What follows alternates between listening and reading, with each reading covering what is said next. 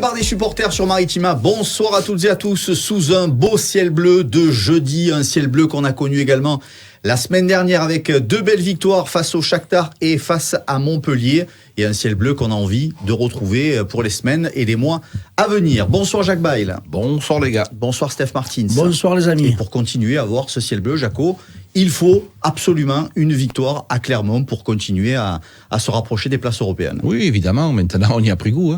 Ça faisait longtemps qu'on ne voyait pas l'Olympique de Marseille gagner, et de fort belle manière, avec 4 buts. Et le Shakhtar 3, ça fait 7 buts en 2 matchs. Donc ça, c'est quand même pas innocent. C'est du travail je pense que Gasset et Printemps ont fait du bon boulot.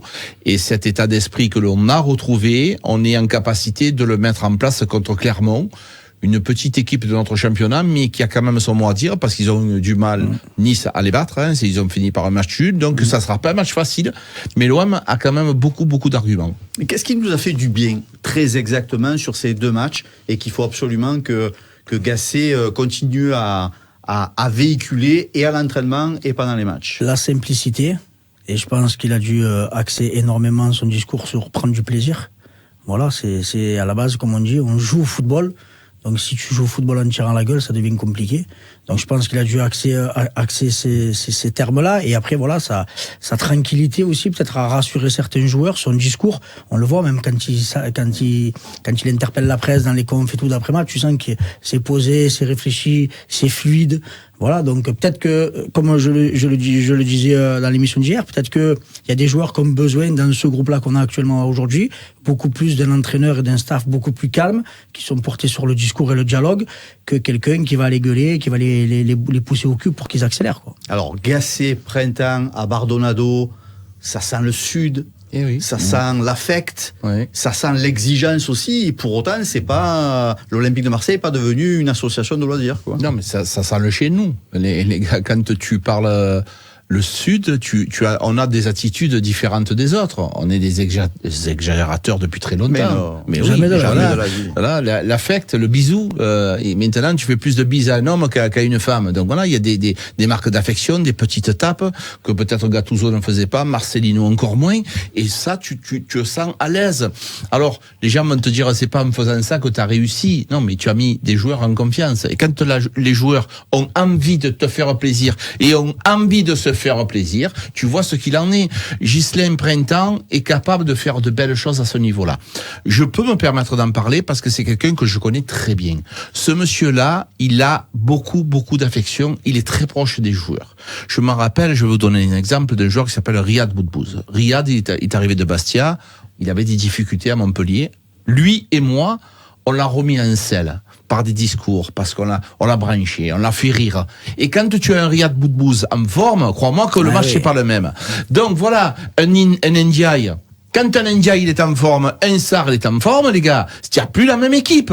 Donc c'est par de la discussion, la mise en confiance, c'est énorme. Comment on fait quand on a gagné 2 matchs, clairement, face à Shakhtar et face à Montpellier, que tu ne vas plus retomber dans tes travers, mais que tu affrontes quand même la lanterne rouge et qu'il y a peut-être un risque de se voir un peu beau, quoi. Bah, tu leur dis clairement que les objectifs de début de saison, c'était les 4 premières places. Tu es à 10 et 11 points. Donc voilà, tu n'as pas droit à l'erreur. Tout simplement, il y a un objectif à aller chercher. Comme il a dit, c'est une mission commando. Donc je pense il va amener tout ce groupe-là avec lui. Il a les fameux 100 jours. Donc voilà, je pense qu'ils ont dû se mettre ce défi-là, d'aller gratter le plus de points possible. Et je rejoins Jacques, ça sera loin d'être un match facile, parce que Clermont va tout faire pour pas essayer de descendre. Donc ils vont jouer crânement leur chance. Mais tu es quand même l'Olympique de Marseille, au vu des 2 sorties qu'on vient de faire, tu n'as pas de quoi trembler normalement si tout se passe bien à Clermont. Il y a quelque chose de très important, très important qu'il a dit, c'est qui s'est passé auparavant, je m'en fous. Voilà. C'est-à-dire qu'il y a beaucoup de joueurs qui ont eu des problèmes, des soucis, des comportements, avec le président, avec Benassia, pas Benassia, tout ce qui s'est passé avant, je m'en fous. Voilà, j'arrive, il y avait hier, là on est aujourd'hui, voilà. J'ai un objectif à atteindre, avec vous. Donc, si vous voulez qu'on l'enteigne ensemble, il va falloir que tout le monde m'aide, parce que tout seul, je n'y arriverai pas. Mais ça, les gars, c'est un discours important. Et tu gommes tout ce qui s'est passé. Tu redistribues les pas cartes. tout.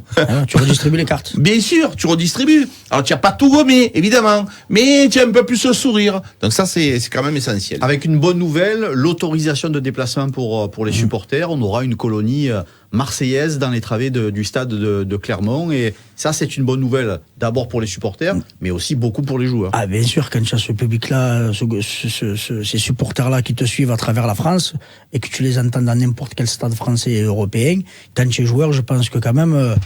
tu te dois de honorer leur déplacement, leur venue, parce que faut pas oublier, c'est du temps, c'est de l'argent, c'est de l'implication, pris sur du temps personnel, donc pour l'amour de ce club-là, et donc c'est un petit signal à envoyer aux joueurs de se dire samedi, pas droit à l'erreur.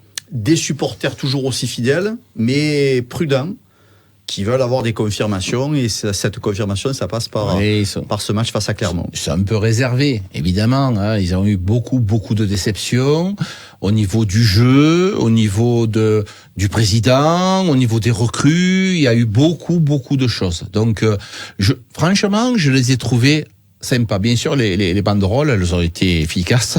Elles sont légitimes. Voilà. Légitimes, ouais. Mais par contre, il faut aussi se rendre compte du soutien qu'ils ont, les joueurs ont eu contre Montpellier.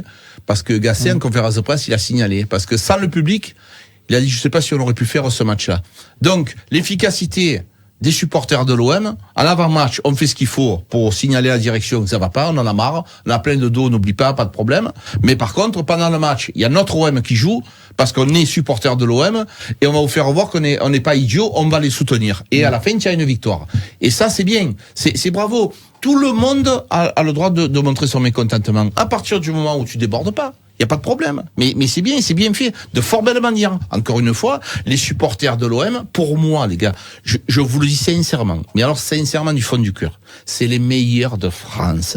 On leur a donné beaucoup de choses, ils ont fait ceci, ils ont fait cela, parce qu'il y a une fada un jour qui a tiré une pierre sur un quart, mais combien de fois ça s'est fait? Malheureusement, il a attrapé un entraîneur. Mais dans tous les stades de France et de Navarre, ça s'est fait.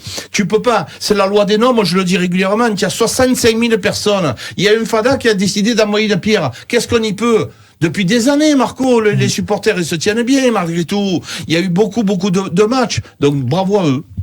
On a vu un Samuel Gigot un poil blessé à la fin du match, avec un gros contact avec son coéquipier, je vais y arriver, Pape Gay.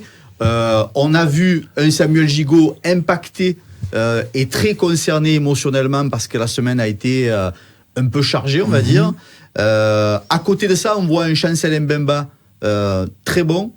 On voit un Léo Balerdi qui performe depuis le début de la saison. On voit un Bamo Meïté qui n'a pas démérité chaque fois qu'on a fait appel à lui. Est-ce que vous aimeriez, par exemple, pour le prochain match, que Samuel Gigot souffle un petit peu pour le match face à Clermont? Bien sûr. Moi, sur ce que j'ai vu de Bamo Meïté à l'Olympique de Marseille, pour moi, techniquement et dans l'intelligence de jeu, il est supérieur à Samuel Gigot. Maintenant, oui, Samuel Gigot, c'est l'envie, c'est l'impact. C'est le capitaine. Mais ça, après le capitaine, oui. Mais c'est le capitaine. Ça, mais après, moi. Ça n'a pas un statut neutre. Hein. Ouais, ça n'a pas un statut neutre. Mais moi, au niveau de son niveau, voilà, ça reste quand même moyen. Oui, il va au charbon, mais un match sur 3, c'est suspendu. Un match sur 4, c'est blessé. Donc, et après, quand je vois un Bamo Meïté, ce qu'il peut t'apporter dans l'axe, et souvent, quand il prend le couloir droit aussi avec ses montées, voilà, c'est quelqu'un, tu sens, c'est un jeune qui a très, très fort potentiel. Très très belle recrue, franchement, je pense que. Mais il faut lui donner du temps de jeu, tu peux pas le laisser sur le banc, ce minot, c'est pas possible. Mais mets-toi à la place de Meïté. Comment tu fais pour lui expliquer à ce garçon, tu joues pas? Et celui qui te remplace, il n'est pas très bon, mais c'est le capitaine. Parce que Balerdi, c'est indiscutable. Mbemba, n'en parlons pas, c'est le number one des number one. Et derrière le numéro. Samuel Gigot, on en a besoin quand même. Mais que dans la saison, on en a besoin de Samuel Gigot. Tourner, oui, mais Marco, j'ai pas dit qu'il fallait. Non, mais on a l'impression qu'il faut le parle que du match de Clermont. Il n'est pas question de le blacklister. Je vous dis, ce n'est pas lui faire offense de le laisser se reposer.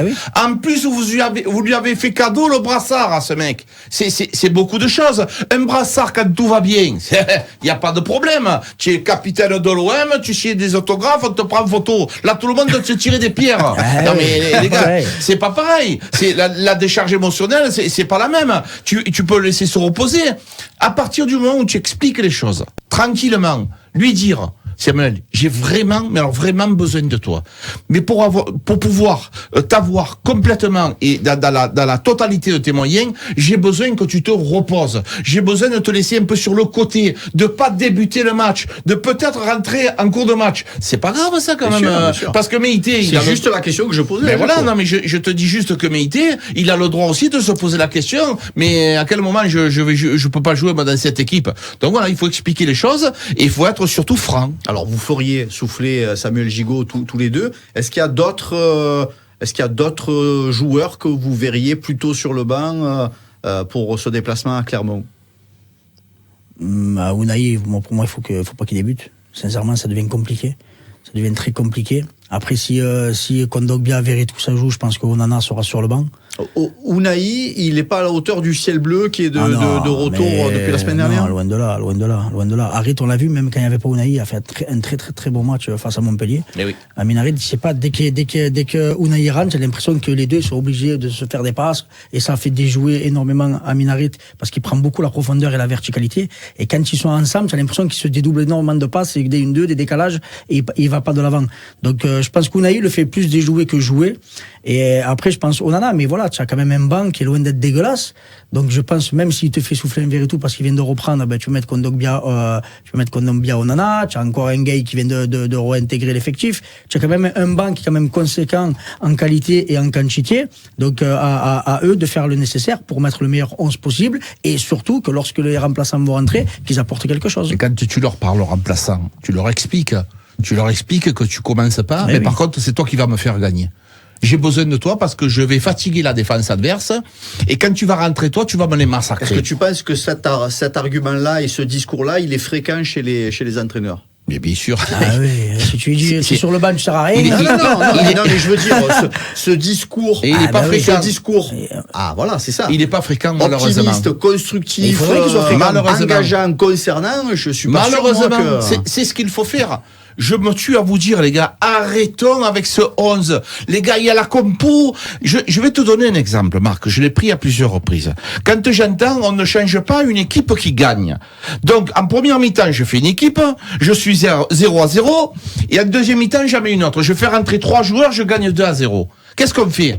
On met l'équipe de la première mi-temps qui a été 0-0, qui étaient les titulaires, ou l'équipe de la deuxième mi-temps où j'ai eu 3 changements. Donc là aussi, je vous pose la question. Donc ça, c'est des choses à établir. J'ai un groupe à gérer, et j'explique à mes joueurs pourquoi il va pas débuter, pourquoi je préfère lui plutôt qu'un autre. Mais ça n'empêche pas de savoir les qualités. Par exemple, un Sarr ou un Moumbagna. Un Moumbagna, il est super puissant. Tu peux le faire débuter, qu'il puisse défoncer la défense de Clermont. Quand la défense, elle est morte clinique, tu fais rentrer Ndiaye, et avec ses dribbles, il va te les fatiguer et aller mettre le ballon au fond. C'est une possibilité. Je sais pas si ça se fera, mais c'est un exemple que je te donne. On a beaucoup parlé de blessures. On voit que Valentin Rongier, ça prend un petit peu de temps. On a vu que Murillo, c'est pas gagné non plus. On voit aussi que certaines absences peuvent être préjudiciables. On a vu une 4-2-3-1 barbare,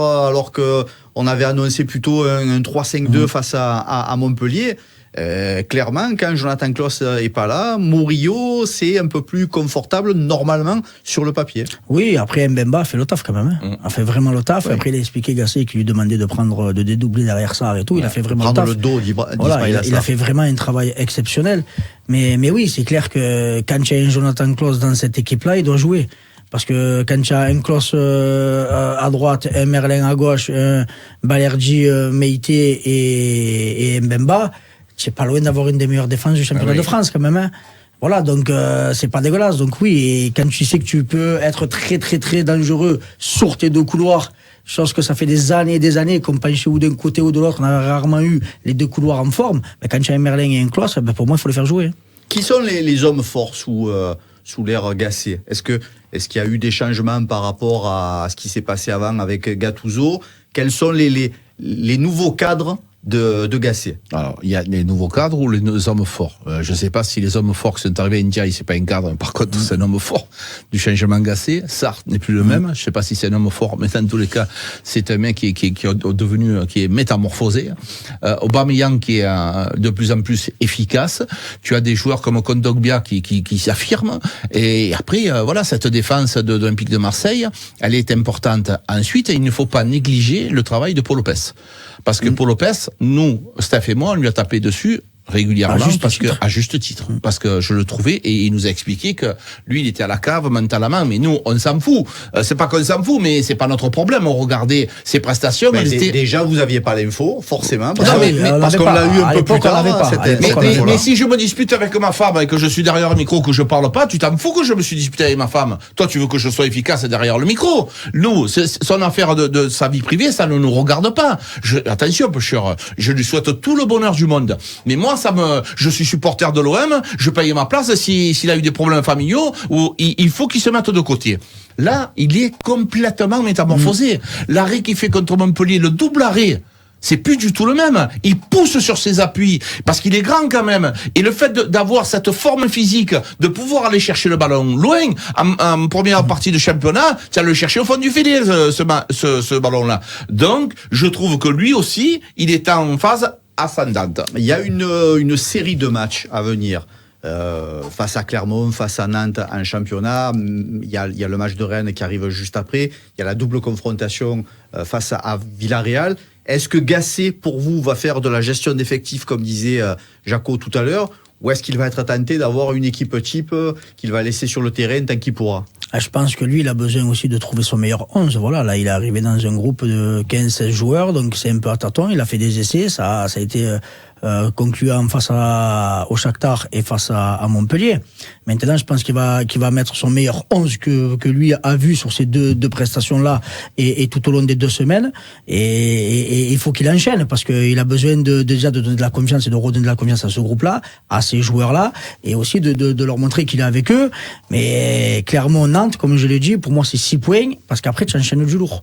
Et c'est sur cette phase-là qu'on va vraiment jauger la qualité de cet effectif-là. Et là, franchement, gestion d'effectifs ou équipe type? Obligatoirement gestion. Obligatoirement. Et je vais te dire pourquoi. Parce qu'il y a la Coupe d'Europe et il y a beaucoup de joueurs qui ne sont pas qualifiés. Comme Onana, comme Garcia, comme Pape Gueye. Et donc, à un moment donné, si tu ne les fais pas jouer tu ne les fais pas jouer contre Villarreal, ça fait beaucoup de frustration. Quand on dit l'expression, on prend les matchs les uns après les autres, non, là, il faut les prendre les 3 ou 4 qui arrivent et expliquer à tes joueurs pourquoi ils vont jouer là et pourquoi ils ne vont pas jouer l'autre match. Si tu veux avoir ce fameux groupe, il faut que tout le monde puisse être dans le bateau et avoir l'ambition d'aller au bout tous ensemble. Donc, il y a des joueurs, notamment Onana, on le sait, il va falloir qu'il rentre en cours de match parce qu'en Coupe d'Europe, il peut pas jouer. Oui. Ndiaye, il peut commencer le match. On sait que c'est un joueur de qualité. Je parle de qualité. Mais il va mettre les 11 meilleurs dans les 11 meilleurs, il va peut-être se priver de certains parce qu'ils sont pas qualifiés pour la Coupe d'Europe. Ouais, mais justement, alors là, l'idée c'est quoi? C'est de mettre, de donner du temps de jeu aux personnes qui vont être qualifié pour l'Europa League, ou au contraire tu fais Moi je le vois pas changer son 11 hormis Klose, vu qu'il est disponible, je le vois pas changer le 11 qui a débuté face à Montpellier, qui a été très efficace et qui a su surtout rebondir après cette ouverture du score. Après je rejoins Jacques, s'il y a des changements à faire, peut-être qu'il les fera beaucoup plus tôt pour pouvoir reposer les joueurs par rapport aux matchs qui vont arriver avec le 8e de finale de Coupe d'Europe et donner du temps de jeu peut-être au lieu de 20 minutes, ça sera peut-être plus une demi-heure et faire jouer un Kondogbia juste un quart d'heure et le garder frais pour Villarreal. Voilà, c'est dans ces choix-là. Mais sur le 11 de départ, je pense qu'il va essayer de mettre la meilleure équipe possible d'entrée pour essayer d'arriver à la mi-temps et de se dire je vais pouvoir gérer en seconde. Verretou qui revient de blessure, tu peux pas y faire 2 fois 90 minutes comme ça. Donc on en a pour rentrer en cours de match aussi, filer un coup de main dans l'équipe. Ça me fait partie des choses comme ça. Tu commences avec Ndiaye et Aubameyang, tu peux faire venir Moumbagna ou commencer Moumbagna et finir avec Ndiaye. C'est aussi de la gestion. Ça, tu es obligé de leur expliquer aux joueurs, on appelle ça du coaching, les gars. La série, elle est importante pour voir où en est l'Olympique de Marseille. C'est vrai que les 2 victoires de la semaine dernière nous ont fait le plus grand bien. Après, c'est à la sortie peut-être de cette série, la première quinzaine du mois de mars, qu'on aura un peu plus d'indications. Ah, mais là, c'est clair. De toute façon, tu as énormément de retard sur le trio de tête. Donc, bon, le titre de champion, tu l'oublies, ça, on est clair et net. L'objectif principal du club, c'est les 4 premières places. Donc, tu as encore décroché. C'est jouable encore pour vous? Mais bien sûr, tant que mathématiquement c'est jouable, moi j'y crois. Maintenant, au vu de ce qu'on a vu, mais c'est pas une fin en soi, je suis très mesuré dans ce que je dis. Bien sûr que mais je serais fada de te dire, on va jouer la seconde place. Si on le fait, tant mieux. Pour l'instant, concentrons-nous sur les places européennes. Comme je l'ai dit, même si tu es 5e ou 6e, on prendra, parce qu'il y a 2 semaines, on se disait, on va finir relégable. Maintenant, après, si tu es 5e ou 6e à 3 points, à 5 journées de la fin, je vais te dire, on va chercher la Ligue des Champions. Mais ça dépendra des joueurs et de ce qu'ils nous montrent sur le terrain. Jaco, un mot sur la Gambardella pour terminer l'émission. Contre Rennes. L'Olympique de Marseille est qualifié pour les quarts de finale après s'être imposé face aux Mans. C'est un gros morceau pour les quarts de finale. C'est le Stade Rennais qui est habitué à ces moments-là en Gambardella, et ça sera en Bretagne. Oui, ça sera en Bretagne, dans un stade assez spécial, c'est à la Piverdière, avec des tribunes très proches du terrain. Ça sera chaud, mais je pense que les joueurs de l'OM, ils récupèrent le petit Ilan Hamzaoui qui a été blessé pendant pas mal de temps, qui a eu un problème au genou. Ils vont le récupérer. Au niveau défensif, c'est un joueur qui est très très très important parce qu'il s'entraîne régulièrement avec les pros, il joue avec les réserves, donc avec les 19, il est important, voire essentiel. Et je trouve que cette équipe, avec le petit Lafont au milieu de terrain, c'est quand même et le gardien, ça sera dur pour voilà, ça sera dur pour les Marseillais, mais ça sera dur pour les Rennais de battre l'OM, parce que l'OM arrive du bout du monde. Et cette équipe, le petit Sternal, ils sont capables de faire de belles choses. Et l'effectif de Christian Braconi essaiera d'aller au bout de cette Gambardella. On le souhaite. Je crois que c'était 2017, la dernière finale, perdue contre Montpellier d'ailleurs. Exactement. Bravo, cher ami. On leur souhaite tout le meilleur à nos minots marseillais. Merci les frérots. C'est tout pour ce soir. Merci Jaco. Merci les gars. Merci mon Steph. Merci les amis. Maritima TV, maritima.fr, Maritima sur YouTube désormais pour revoir le replay vidéo du bar des supporters. Belle fin de journée sur Maritima et à demain.